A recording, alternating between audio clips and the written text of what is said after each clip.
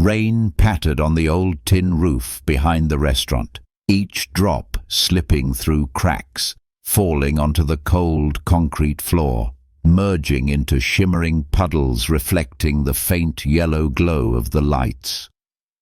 In the tiny security booth, the stale scent of cold coffee filled the air, and the old space heater clicked and popped, but couldn't warm the room.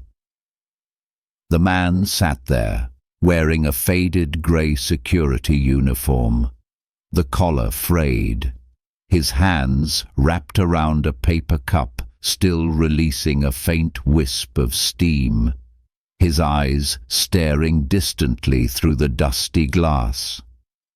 He had sat like that for 3 nights, quietly, invisibly, unnoticed by anyone. No one knew that man's name was Jackson, the man who once founded the city's most luxurious restaurant empire, once featured on the cover of Forbes magazine with a confident smile, wearing an apron, standing before a line of chefs who looked on with respect.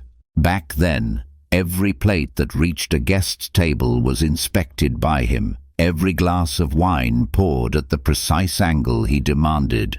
He once stood in the spacious kitchen, steam fogging his glasses, the scent of broth mingling with the smell of toasted bread. The eyes of his staff fixed on him with respect, even fear, because he was strict but fair, and because he truly loved this work.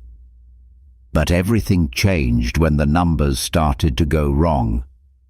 Financial reports began to look suspiciously perfect. More praise came from customers, but inside, Jackson felt empty. There were more meetings, more shareholders, more promises of growth and cost savings, and Jackson found himself further and further away from the kitchen he once called home. One night, Jackson stood looking at the lights from his office building, gazing toward the flagship restaurant where everything began, where he owed himself a proper goodbye. But instead of sending in auditors, instead of holding a grand meeting, he chose to put on an old security guard uniform and quietly walk into the restaurant he built, like a stranger.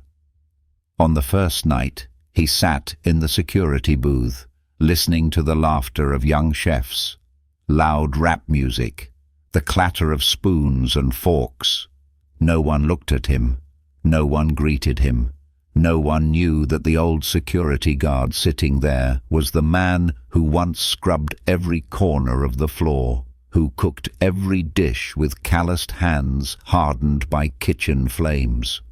He observed every tiny detail, a tray of hot food tossed into the trash, a box of expensive wine being sneaked out the back door at 3 a.m., giggles between 2 young employees as they stuffed slices of premium cold cuts into a backpack. Jackson said nothing, did not intervene, only quietly noted everything in a small notebook. His handwriting shaky but firm, each stroke of ink like a knife into his heart. Back then, I treated each of these slices like my own sweat. He remembered the early mornings opening the restaurant, the cold air seeping through the door, the scent of freshly baked bread, the soft hiss of the oven, the timid laughter of a young prep cook greeting him with a trembling voice. He remembered the sparkle in the eyes of a young waitress when he first praised her for setting the table so precisely and cleanly. Those looks had vanished. Now he saw indifference, mockery, a cold disregard as dishes were discarded simply because there's no need to keep it. The cruelty of calling customers trash just because they asked too many questions. The invisibility of himself, the founder, sitting there, unrecognized. Jackson lowered his head onto the table, gripping the paper cup, the coffee long cold, his eyes dry but his heart bleeding. In that cold security room, the dim yellow light cast shadows on the wrinkles of his face, etching deeper with every minute. He asked himself, what did I lose? What did I let slip away to let this place become like this? Then, on the third night, just when he was about to give up, ready to write the letter to shut down the flagship, he opened an old drawer looking for a pen, and a small piece of paper fell out, old and frayed. The ink faded blue, the handwriting slightly slanted. Just 12 words, enough to make him sink to the floor. His hands trembling, tears warm and heavy falling onto the cold ground. Thank you for watching over us, sir. No name, no address, no requests. Just 12 words. Small, but enough for Jackson to realize that someone saw him. Someone recognized his presence. Someone still valued quiet, simple kindness. He clenched the paper in his hand, looked up at the cracked ceiling, his lips trembling into a tired smile, and in his eyes flickered a light he had long forgotten hope. Jackson sat in that cramped security booth, the fluorescent light flickering on and off, the fan buzzing but failing to drown out the whistling wind in the long, empty hallway. The clock read 1:15 a.m. Outside, the city lights still blinked neon, but inside his flagship restaurant, once his pride, everything passed in a frightening silence. Hip-hop music thumped from the kitchen, the bass shaking the floor each time the kitchen door swung open and closed. A young prep cook, wearing his cap backward, phone in hand, danced while carrying a tray of grilled meat, ignoring the sauce that splattered onto the floor. A pink-haired waitress laughed, nudging his leg, splashing sauce onto the apron of another employee walking by. Jackson watched it all through the cracked door, his eyes lined with deep crow's feet, calm but full of pain. He remembered his first day as a young man, wiping every drop of sauce off the floor so the aroma of broth wouldn't be overpowered by the smell of burnt scraps. He once bent to pick up every piece of trash, every scrap of napkin, because he believed respect begins with the smallest things. Now, that respect was discarded with hurried footsteps and careless laughter. A clack echoed. The cold storage door opened, and an employee dragged a bin of vegetables, shouting, "Why bother? Just toss it. We'll get a new batch tomorrow. Saves trouble." Laughter erupted. Then the music thumped louder. Jackson pushed himself up, stepping heavily into the hallway, his shadow stretching under the dim light. He passed a group of employees gathered near the sink. One of them glanced at him, then turned away immediately. No nod, no greeting. He was invisible, completely invisible. Jackson stopped by the window, looking out onto the street. The yellow light shone on the rain-wet pavement, reflecting his image, distorted, trembling. He closed his eyes, his hand resting over his chest where the 12-word note was folded, kept like a small gem in the darkness. "What am I doing here?" he asked himself, the question echoing inside, heavy. Meanwhile, behind him, dishes clattered. Someone shouted, "Clumsy! Clean it up and get out." A sigh, water running, giggles from those who enjoyed watching someone else fail. Jackson turned back and saw a young waitress kneeling to wipe the spill, her hands trembling, lips pressed tightly together. Tears glistened on her cheeks, mixing with the drops falling from her soaked hair onto the cold tile floor. No one helped her. No one noticed. They walked past her as if she didn't exist. And he, the founder, was standing there, invisible, unable to do anything. He clenched his fists, nails digging into his palms, rage mixed with helplessness tearing at his chest. But he did not step forward, did not say a word, did not reveal his presence, because he knew. If he revealed himself now, everything would return to a fake silence, forced smiles, empty apologies. He needed the truth, needed to see the wound clearly to its deepest point, to know what he had to save and how to save it. Jackson returned to the security booth, sinking into the rickety chair, sighing. He opened his notebook and wrote, "Night 1. I have seen indifference greater than what I ever feared." He closed the notebook, lifting his head to look out the dusty window where the rain still pattered, the light reflecting faintly on his face. A face once filled with hope and passion, now tired, but still holding a determined glimmer. "Tomorrow, I will keep watching," he whispered to himself, eyes closing, letting the night rain lull him into the fitful sleep of a night watchman, invisible but still holding on to hope.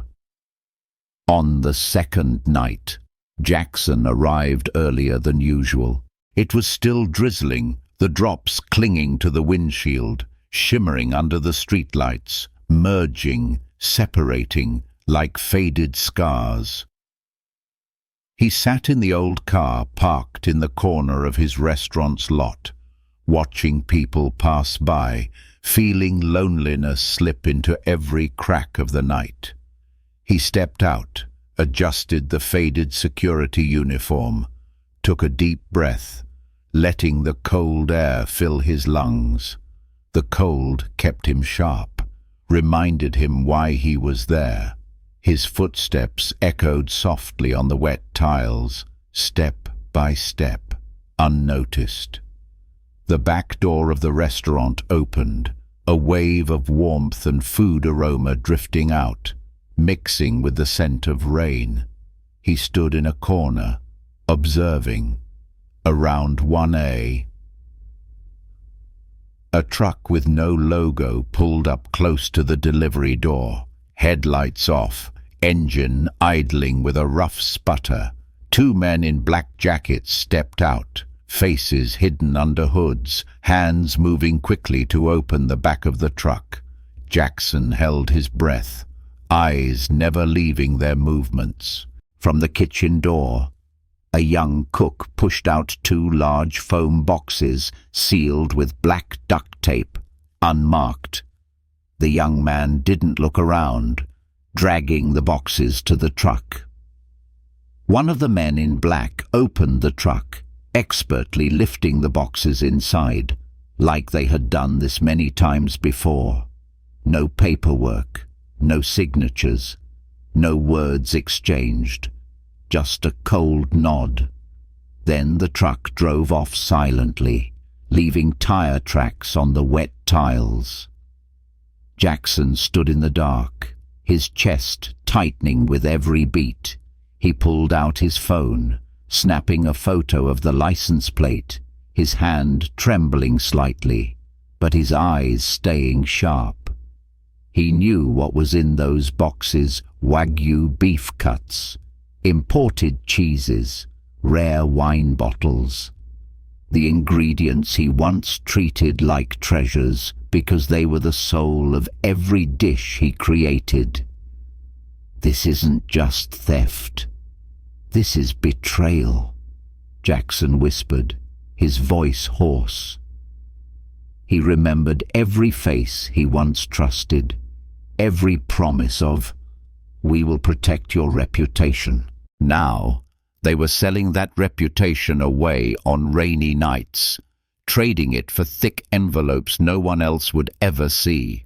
He returned to the security booth, opened his notebook, and wrote, "Night 2, 1 to 13 a.m., license plate 92A 176, 2 black foam boxes, no paperwork, no words.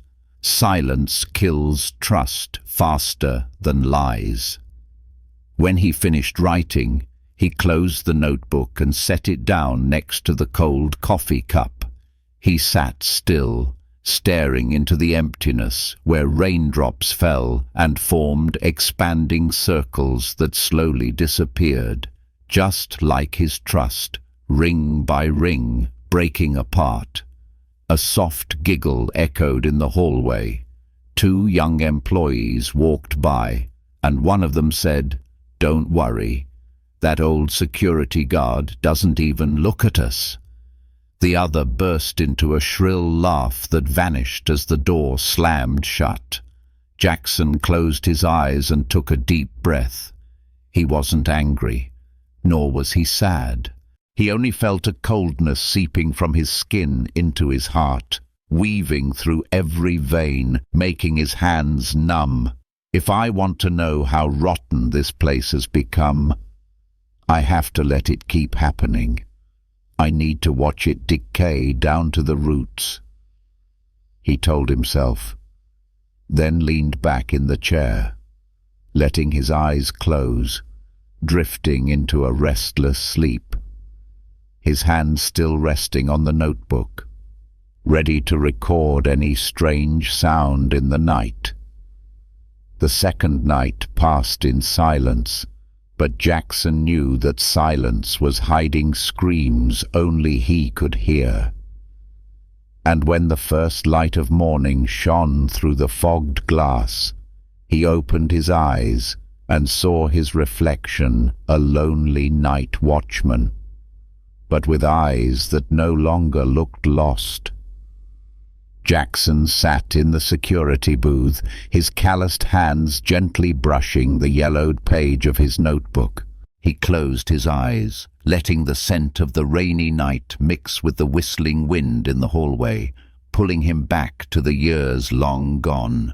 When he was a young cook with a dream to build a restaurant that wasn't just about selling food, but about honoring every person who walked through its doors. Back then, Jackson was 28, renting a rundown kitchen in a narrow alley, with peeling walls, rusty pipes, and a floor stained with grease no one bothered to clean. He scrubbed every floor tile himself, wiped down every stove, peeled greasy paper from the walls piece by piece. On the first night he opened, only one customer came in, a middle-aged man with a tired face.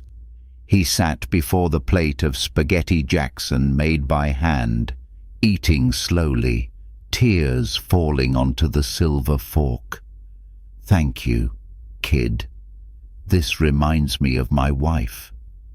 That night, Jackson washed dishes under the yellow light, his hands trembling with emotion. He understood then that food was not just about filling the stomach, but about connection, memory, and comfort. Jackson once loved every slice of meat he cut, every drop of sauce he tasted. He believed that good food wasn't just about technique, but also about the sincerity of the one who cooked it. He once told young chefs, "If one day you find yourself cooking without feeling excited, without wanting to be better than you were yesterday, you should quit, because by then you will have lost your respect for the people you cook for and for yourself." But now, he was sitting in a cold room, looking through the glass, seeing young chefs laughing, tossing premium Wagyu beef into the trash because it was cut wrong, spraying whipped cream into each other's mouths and laughing loudly while the ovens glowed red and dishes sat unfinished. One night, he walked past the cold storage and saw an employee peeling the labels off imported meat boxes, replacing them with local meat labels to cheat the prices. The young man smirked when he saw Jackson, then turned away without a greeting. Jackson quietly stepped forward, picked up a label that had fallen on the floor, smoothed it out, reading the clear print, Prime Wagyu A5 Japan.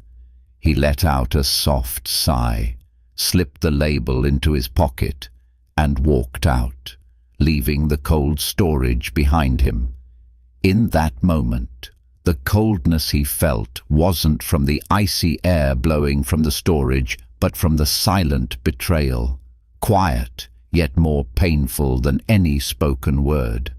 He remembered those early days when young chefs would bow their heads, thanking him for teaching them how to hold a knife, how to taste a sauce, how to read the color of the flames to know when the meat was perfectly cooked. He remembered the eager look in their eyes when they learned to slice fish as thin as flower petals, the crisp sound of tart shells cracking under the knife. Now, those eager eyes were gone, replaced by laziness, contempt for customers, disregard for precious ingredients, seeing them as free resources to exploit.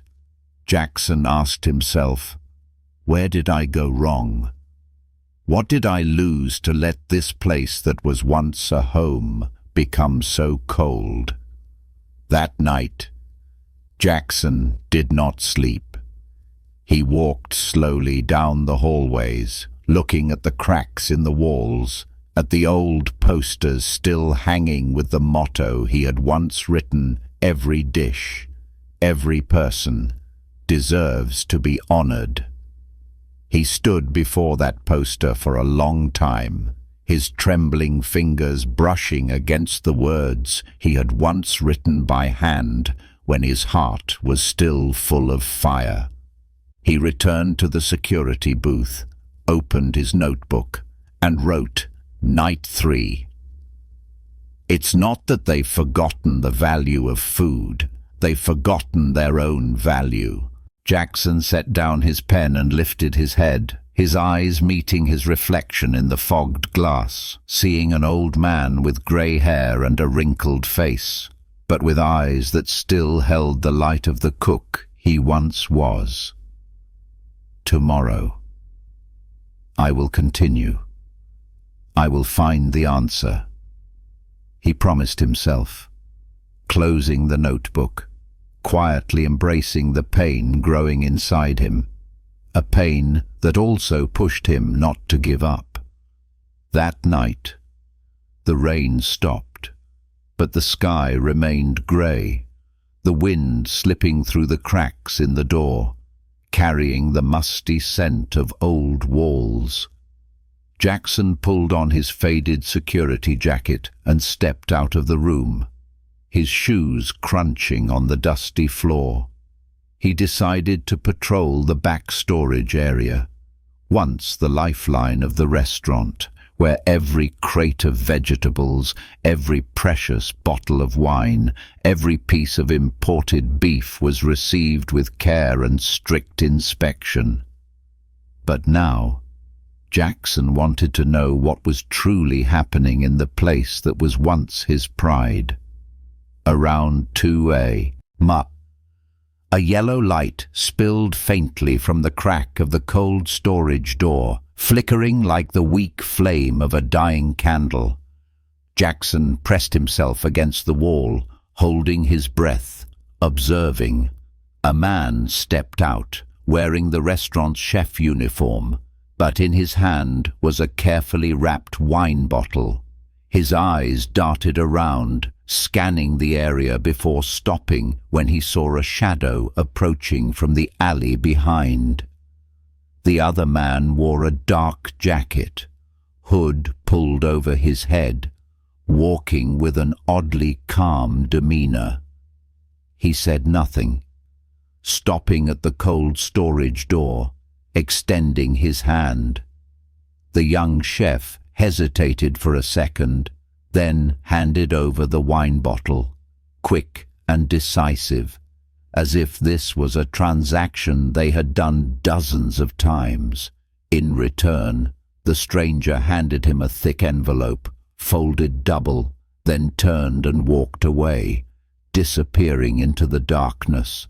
No words of thanks, no trusting glances, only cold, heavy silence. Jackson clenched his fist, nails digging into his palms. He recognized that wine bottle, a rare Burgundy he had personally chosen from a small French winemaker, reserved for customers who had been with him since the early days. It's not just a wine bottle.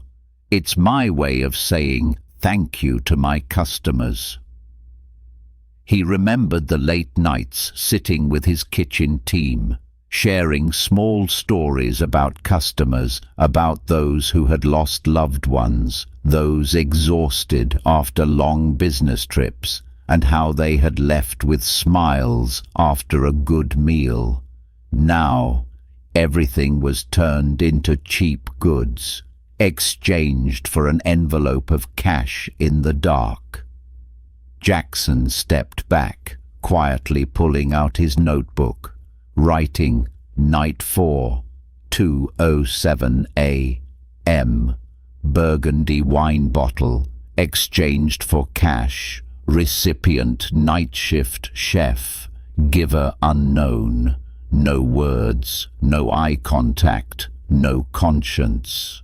When he finished writing, he lifted his head, his eyes catching his reflection in the glass of the storage room, seeing an old man with graying hair, a face lined with wrinkles, eyes heavy with exhaustion, yet still glowing with the light of the man who once stood beside the blazing stove. Suddenly, footsteps echoed behind him. Jackson pressed himself into the shadows, staying silent. 3 young employees walked by, giggling, one saying, "That old night guard doesn't know a thing. We're never getting caught." Another scoffed. "He probably can't even hear the fire alarm. Why worry?" Their laughter rang out, fading away, leaving the hallway silent. Jackson stood still, closing his eyes, taking a deep breath, not from anger, not from heartbreak, but because in that moment he realized the most painful truth. They no longer feared wrongdoing, no longer feared being caught, no longer believed in the owner who once promised to listen and protect them. He opened his eyes, looking straight into the dark hallway, whispering to himself, "Tomorrow night, I will come back, and I will watch this rot down to its core." Jackson returned to the security booth, sat down, turning on the dim desk lamp, the light falling on the notebook filled with fragments of notes, each one vital. He turned each page, each word appearing like scars etched deep, each one proof not of a failing system, but of people who had lost themselves. He placed his hand over his chest, where the 12-word note still rested like a small flame in the long night. Jackson's eyes glinted with a hardened light. If a transaction can happen in the dark, then so can a change. He closed the notebook, leaned back in his chair, sighing as the night breeze slipped through the crack in the door, cooling the slow-burning fire of anger in his chest. Tomorrow he would return, because this was still his home, and he would not let it become a corpse that knew how to smile in the dark. On the 5th night, Jackson woke from a restless sleep on the hard wooden chair, his neck aching, his shoulders heavy. He stood up, stepped into the hallway, and took a deep breath of the damp, musty scent of wet bricks after last night's rain, while the flickering neon lights glowed like dying embers about to go out. He didn't hurry. He walked slowly, holding his small notebook, his eyes scanning every detail: a dried coffee stain spreading on the floor, a napkin kicked aside, a muddy shoe print no one had cleaned. Each small detail reminded him of the early mornings when he would kneel, scrubbing every tile so the kitchen would be spotless before opening. Laughter broke the quiet of the night, coming from the break room at the end of the hallway. Jackson stopped, leaned against the wall, and listened. "Hey," you know what a young voice called out? What another voice answered with a scoff. "That old night guard. He couldn't even hear the fire alarm if it went off. So what are you worried about?" They all burst into laughter, the sound echoing down the cold hallway. Another voice, dripping with contempt, added, "He walks around like a ghost. It's pathetic. He probably has no clue what we're even doing." More giggles, the crumpling sound of a soda can, the scraping of chair legs. And then the voices dropped, fragmented and fading. Jackson closed his eyes, taking a deep breath, his thin fingers gripping the spine of the notebook so tightly they turned pale. He wasn't angry at their mocking words. It hurt because of the cold indifference behind those careless jokes. They're not afraid anymore. Back then, just one look from him was enough to quiet the room, enough to keep order in the kitchen, enough to remind everyone that they were there not just for a paycheck, but because they were proud to work in a place that respected every slice of meat, every drop of broth, and every guest who walked through the door. Now, that power was gone.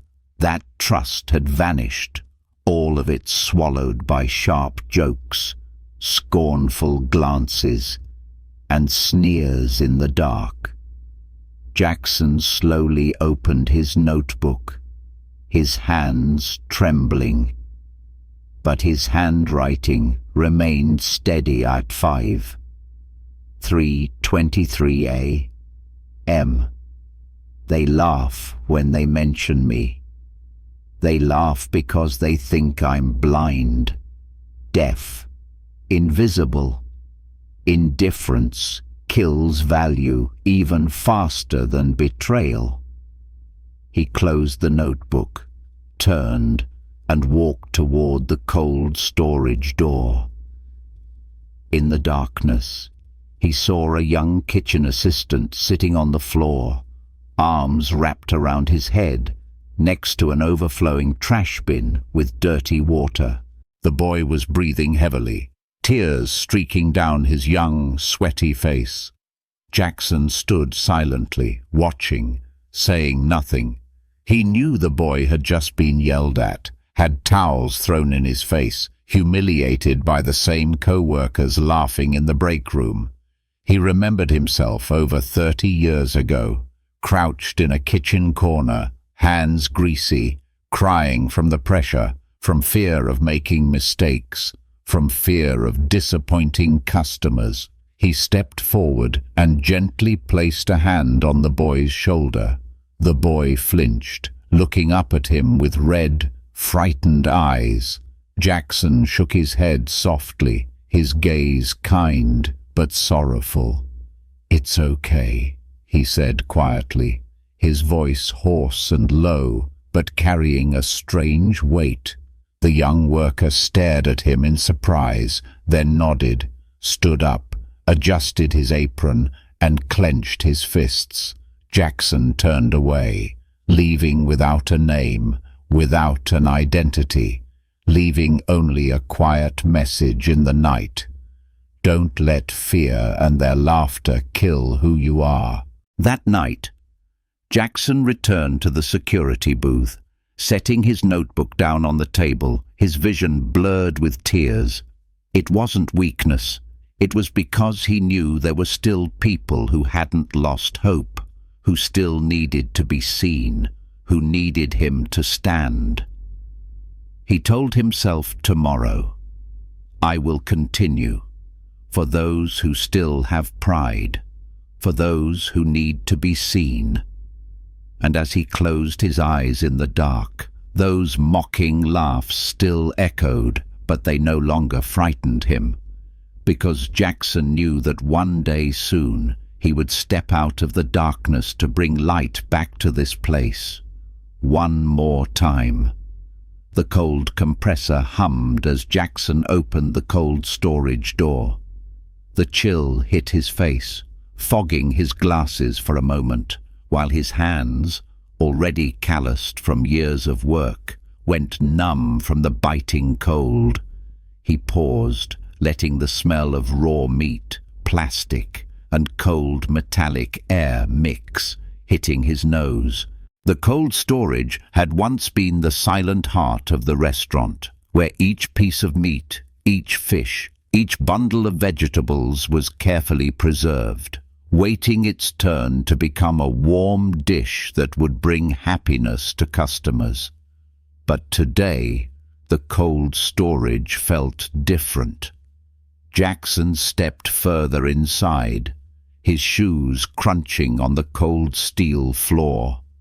The harsh white tube lights illuminated every crate, every steel shelf, every sealed plastic container stacked in disarray.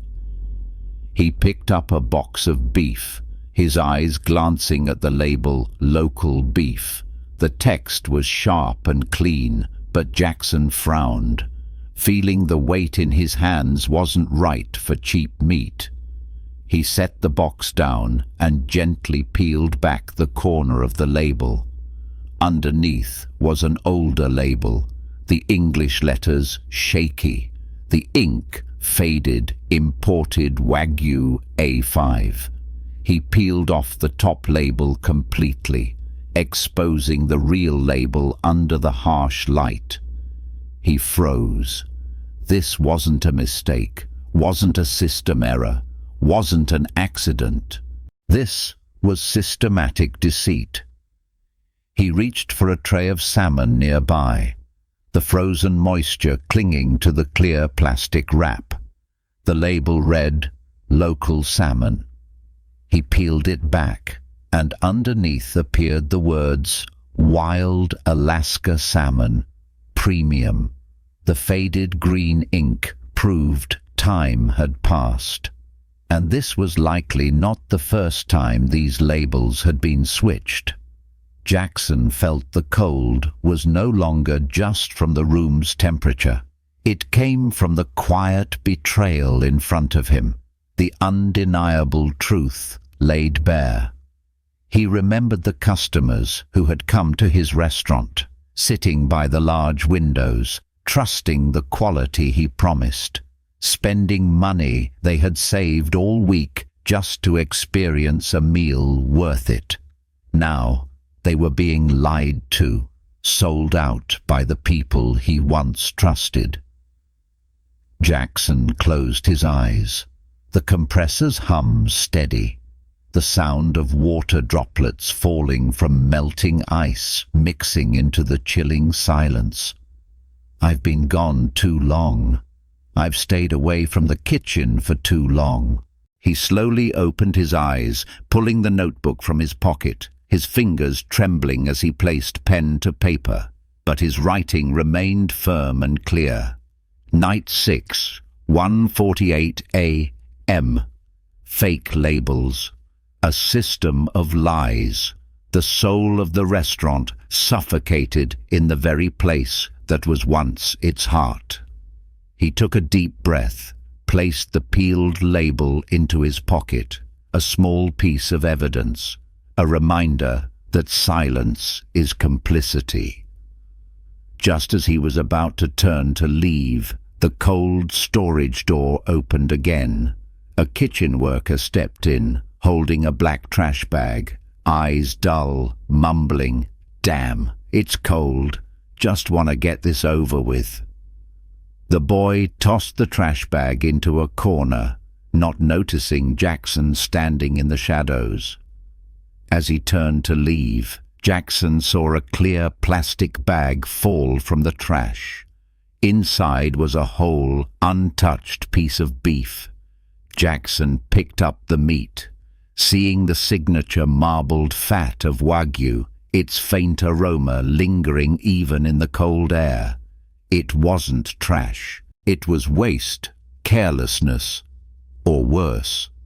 The first step in a fraud chain, washing product to resell. He placed the meat back in the bag, stood up, and walked out of the cold storage.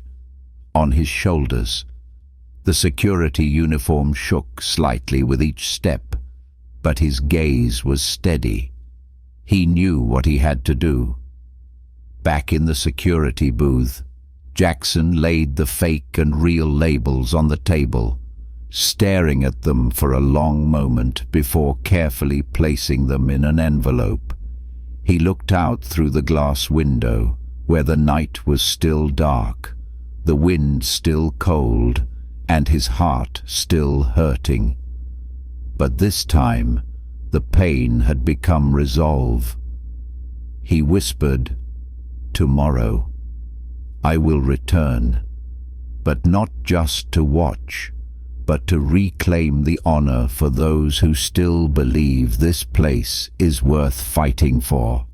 On the 7th night, the rain fell relentlessly, each heavy drop pounding on the tin roof behind the restaurant, running down into dark puddles reflecting the dim yellow lights. Jackson stood under a small awning, looking out into the rain, holding the envelope containing the fake labels and his notes. The cold soaked into his skin, slipping through his worn security jacket, cutting deep into his aging joints. He didn't bring an umbrella. He didn't want to shield himself from this rain, because this rain felt like the truth, washing away all the lies, the sneers, the cold laughter he had witnessed over many nights. Laughter rang out again from the back door. A group of young employees stepped out, one smoking, another holding up a phone, recording themselves dancing to loud rap music in the night air. They glanced at Jackson, their eyes empty, no greeting, no nod, as if he didn't exist. "Look at that old night guard, soaking wet like a rat." A mocking laugh echoed. Then the door slammed shut, the music inside becoming a muffled throb.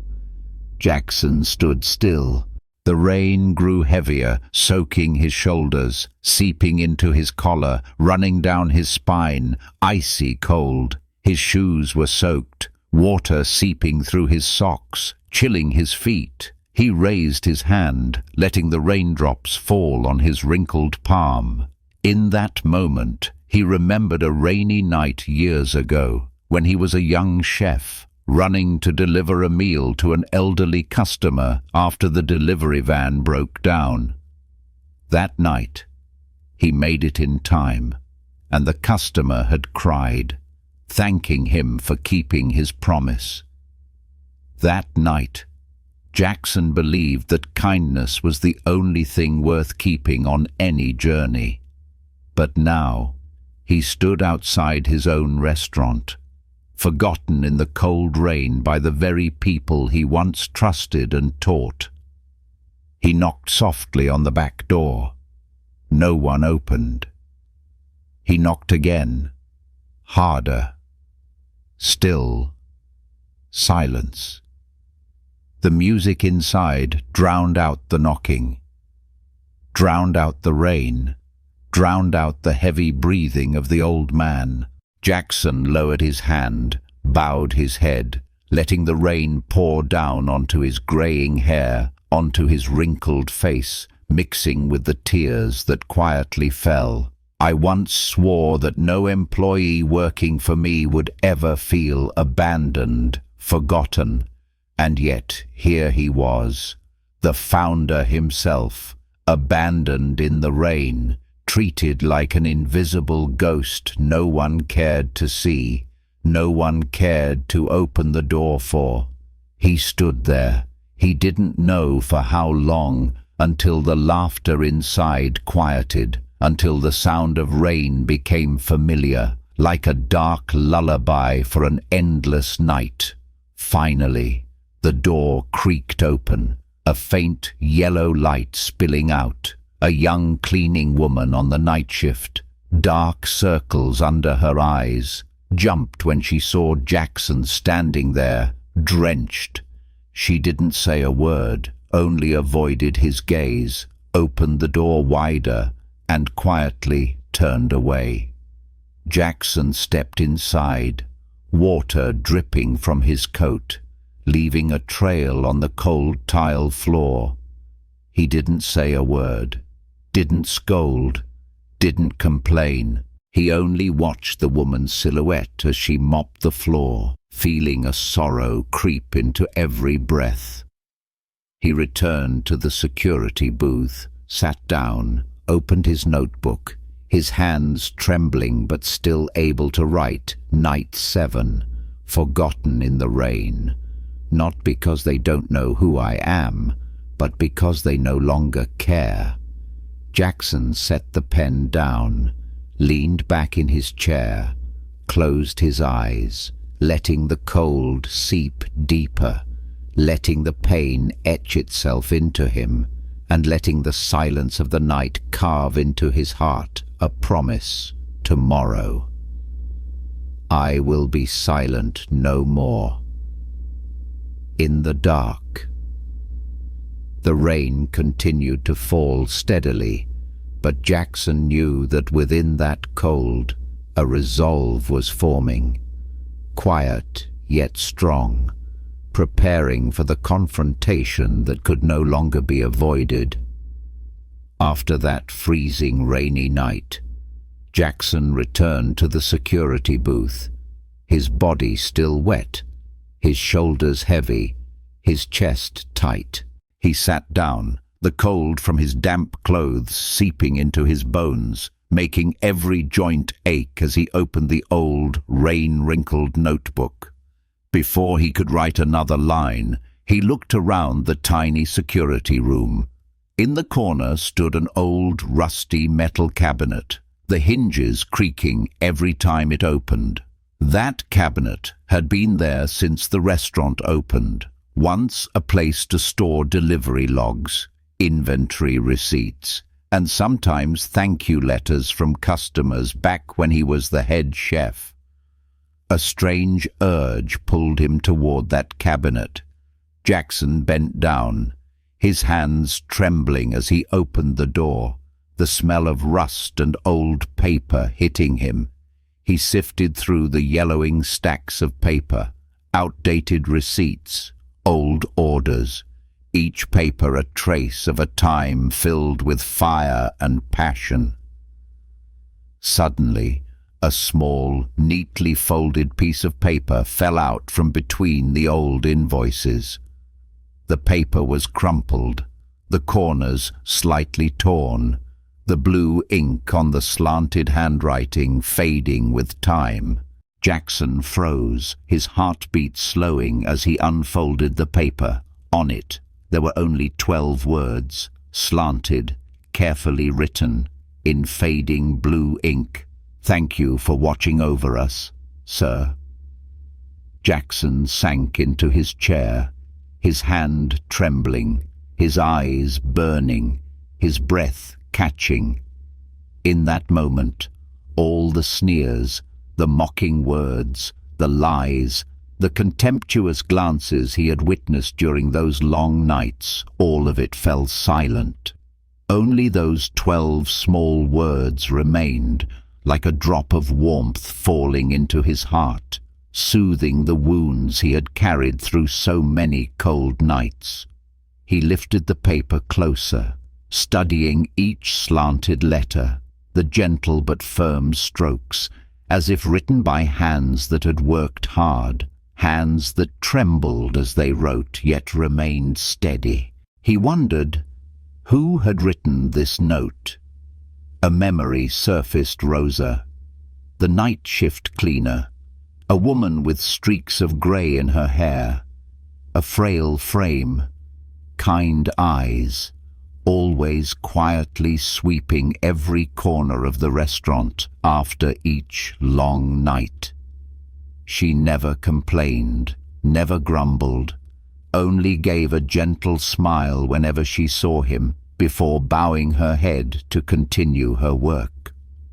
Jackson remembered the early mornings when he would leave the restaurant, always seeing a small piece of bread wrapped in a napkin on the security desk, still warm, with a small note, "So you won't go hungry." He had never thought much of it, assuming it was leftovers from the kitchen, but now he realized it was Rosa. She had seen him, while everyone else treated him as invisible, a burdensome old man nobody needed. Rosa saw him as a person, as someone quietly keeping the flame alive for a place that had forgotten kindness. Tears fell onto the note, mixing with the rain that hadn't yet dried on his sleeve. He pressed the paper to his chest, closing his eyes, letting its warmth seep through the cold layers. Someone still sees me. Someone still believes my presence matters. In the cold security room, Jackson suddenly felt his heart warm, not a blind optimism, but a quiet, steadfast resolve, ignited by 12 small words carrying the weight of a whole heart. He opened his notebook, his hands still trembling, but his handwriting grew stronger than ever. Night 8. There is still hope. There are still those who value quiet kindness. There are still those who believe. Jackson folded the note carefully, tucking it into his chest pocket, right above his heart, so that warmth would stay with him in the days to come. He lifted his head to look out the foggy window. The rain had stopped, leaving behind a dark night sky, but a few faint stars began to appear, and Jackson knew, no matter how long the night, dawn would come. Tomorrow, he would no longer just observe. Tomorrow, he would begin rewriting the story of this place, with the quiet kindness Rosa had reminded him to remember. After the night, he found that 12-word note. Jackson no longer felt the cold night winds as before, though he still wore his faded security uniform, still walked among indifferent glances, still heard the sneers of the young staff. He no longer felt invisible, because he knew someone had seen him. Her name was Rosa. Early in the morning, Jackson decided to leave the security booth earlier than usual. Quietly walking down the restaurant hallway, the dim yellow light stretching his shadow across the cold tile floor. The sound of a mop brushing across the floor echoed in the quiet space. At the end of the hallway, he saw Rosa. She was still in her old cleaning uniform, her grey hair tied back, her back slightly bent, her small but strong hands gripping the mop, moving slowly but steadily.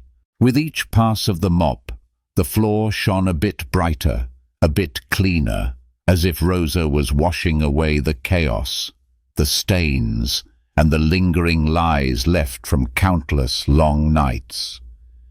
Jackson stood there, quietly observing, not wanting to break the rare moment of peace. He saw Rosa pause, set the mop down, massaging her swollen wrist, her eyes looking down at the floor, tired but still glinting with determination. On a small table in the corner was a piece of bread wrapped carefully in a napkin. Jackson remembered those mornings he would leave, always seeing that warm bread, and now he knew it was from Rosa. He stepped forward, picked up the bread, looked at Rosa, and their eyes met. He placed his hand over his chest, where Rosa's 12-word note stayed folded, carried through those long nights. Tonight, he would be silent no more. Jackson entered the restaurant, no longer as a lonely night guard, no longer in a faded uniform, no longer hiding in the shadows. He walked down the hallway, the morning light reflecting off the floor Rosa had just cleaned, his footsteps echoing clearly. Employees passing by froze. Some avoided his gaze, some whispered, "What's he doing here at this hour?" Jackson didn't answer. He walked straight into the manager's office, lifted the internal phone, and spoke in a calm but clear voice. All eyes turned to Rosa, standing at the back of the room, wearing her cleaning gloves, her eyes wide in shock. Jackson stepped forward, gently placing his hand on her shoulder. "I saw you quietly keeping this place clean. You saw me, gave me a piece of bread, gave me hope." He turned to face everyone, his voice lowering, each word ringing in the silent room. "I'm not here today to accuse, but I am here to say that silence is over." He pulled out one last piece of paper, holding it up, the resignation letter he had written during the rainy night. "I was going to leave this place because I thought it was dead, but Rosa reminded me that as long as there is hope, as long as there is kindness, this place is worth fighting for." Jackson tore up the resignation letter in front of everyone, the sound of paper ripping, echoing like a signal that the darkness had ended. He spoke firmly. "Today, 4 people will leave this place immediately."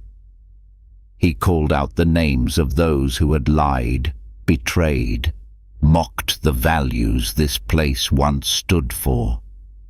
No one argued, no one spoke, their eyes dropping to the floor as their footsteps left the room. Heavy. Jackson looked at everyone. "Those who remain, if you wish to stay. Remember, this place is not just a restaurant. This is where we keep our promise to the people who walk through these doors."